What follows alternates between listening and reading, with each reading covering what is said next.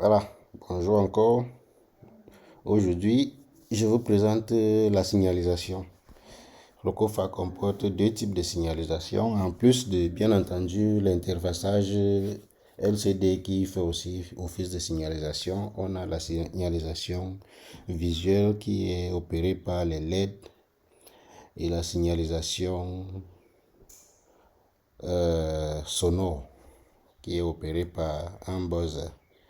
La signalisation sonore, le buzzer, je l'ai mis où là? Je vais le retrouver. Voilà, voici le buzzer ici. Voilà, donc le buzzer c'est ce petit haut-parleur qui fait le pip pip. Voilà. Donc lui, il est connecté ici. Vous voyez comme c'est une bobine. Hein? Dans les cours basiques d'électronique, on a dit une bobine alimentée est comme un transformateur, est comme une source de courant. Les sources de courant, il ne faut jamais les laisser ouvertes. Cela dit, le courant, quand le buzzer fonctionne, il circule dans ce sens-ci, il passe par le BC846, si le transistor allant à la masse.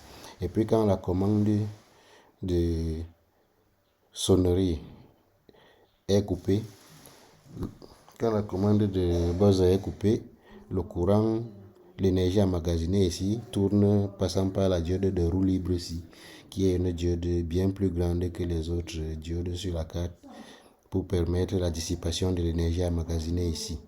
Donc le buzzer, lui, il est alimenté par la broche que j'ai appelée par une broche de port B. À la sortie de la broche, vous allez voir l'interfaçage. Donc dans la signalisation sonore, nous avons le buzzer et le reste de signalisation, ce sont les LED. Les LED, elles ne sont pas directement branchées sur les broches. Hein. Vous allez voir que là c'est RA, c'est vrai, c'est le port A. C'est le port A qui commande le port A du microcontrôleur qui commande les LED. Et là, on a les broches A1, A3, A4. Et oui, on a B7, je pense, oui, qui va commander le buzzer. Donc, de A1, pour ne pas débiter un fort courant sur les broches du microcontrôleur, j'ai attaché des résistors de 10 kΩ avant de se connecter à la LED. Donc de la broche A1, on passe par le résistor et puis on a une piste labellée RA11. RA11 donc est connectée à cette LED ici que j'appelle charge, la LED de charge qui va s'allumer quand le système est en train de charger l'eau dans le cubiténaire, dans le réservoir de notre système d'eau.